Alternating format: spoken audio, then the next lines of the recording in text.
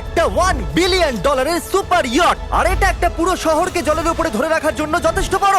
মানুষ কি করে এটা বানাতে পারে? এবং এখন আমি আপনাদের এটা আর $300 মিলিয়ন মেগা ইয়ট, একটি $50 মিলিয়ন গিগা ইয়ট এবং $1 ইয়টের মধ্যে পার্থক্য দেখাবো। এটা $1 কেন বিক্রি করে দিচ্ছেন?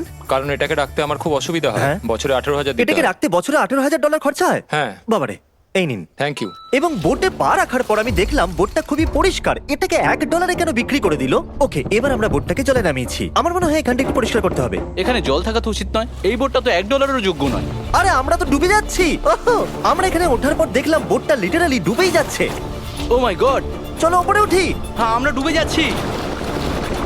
লাফাও চ্যান্ডেলার। ভাই আমার, আমি ওটার জন্য $1 দিয়েছিলাম। এটা ছিল $1 ইয়ট। এরপরে আমরা ভিডিওতে দেখবো $50 মিলিয়ন ইয়ট, একটা $300 মিলিয়ন ইয়ট এবং একটা $1 বিলিয়ন সুপার ইয়ট। কিন্তু তার আগে